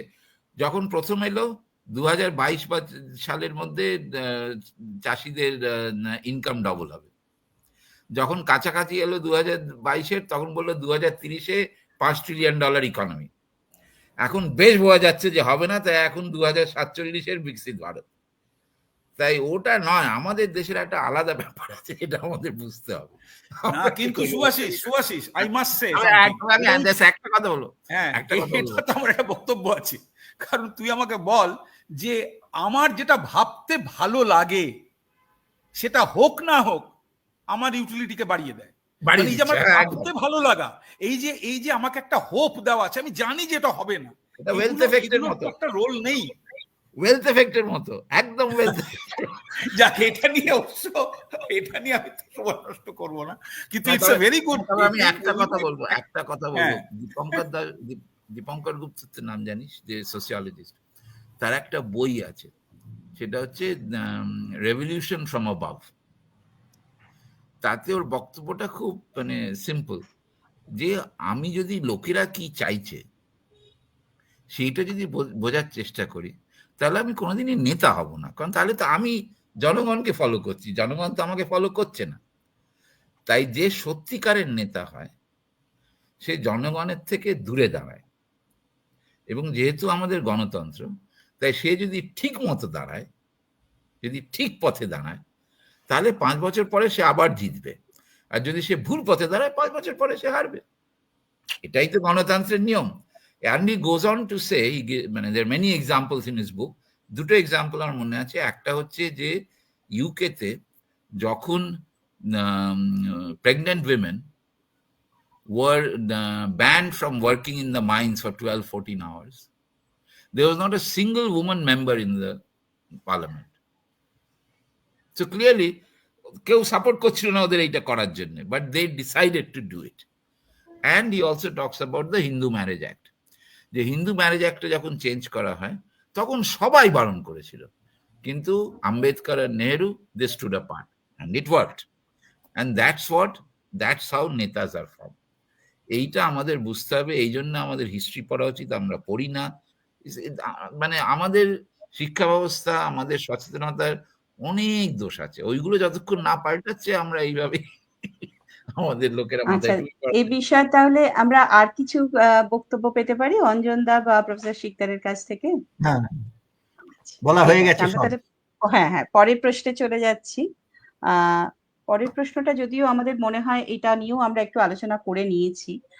অরূপরতন মুখোপাধ্যায়ের প্রশ্ন, the economic reforms initiated by doctor Manmohan Singh, which is popularly known as LPG, is still continuing in the neoliberal economy in India. What grew more, GDP or inequality? এটা নিয়ে বোধহয় আমরা একটু আলোচনা করেছি। তবু কেউ এলপিজি মানে লিবারালাইজেশন, প্রাইভেটাইজেশন এন্ড গ্লোবালাইজেশন। হ্যাঁ, সুতরাং এটা নিয়ে অঞ্জন দা বোধহয় বলেছেন, এটা নিয়ে একটু বলেছে অলরেডি। হ্যাঁ, অলরেডি বলেছেন। তো আশা করা যায় এটা, হ্যাঁ, আর কারোর কিছু যদি বক্তব্য। অবশ্যই এখানে আমার এই হোয়াট গ্রু মোর, জিডিপি আর ইনইকুয়ালিটি, এই দুটো খুব আলাদা আলাদা অদ্ভুত জিনিস। এটা গ্রোথ রেট নিয়ে যিনি 2% বেড়েছে আর জিডিপি 6% বেড়েছে, এটাও কিছু বলা যাবে না। আর যিনি 10% বেড়েছে, জিডিপি 1%, এটাও কিছু বলা যাবে। এটা বলা যায় না, কিলোগ্রাম আর কিলোমিটারের কম্পারিজন হচ্ছে, দুটোই বেড়েছে। বলা যায় গ্রুপ মোরে কম্পেয়ার করা যাবে না, মানে কোনটা খারাপ বলা যাবে। জিডিপি বাড়লো না, ইনইকুয়ালিটি বাড়লো, খারাপ। জিডিপি কমলো, ইনইকুয়ালিটি বাড়লো, খারাপ। কিন্তু তাছাড়া এই গ্রুপ মোর দিয়ে কিছু বলা যাবে না। ঠিক আছে, তাহলে আমরা আমাদের আড্ডা আজকে এখানেই শেষ করব। এবং আমরা অত্যন্ত সমৃদ্ধ হয়েছি এই আড্ডাতে।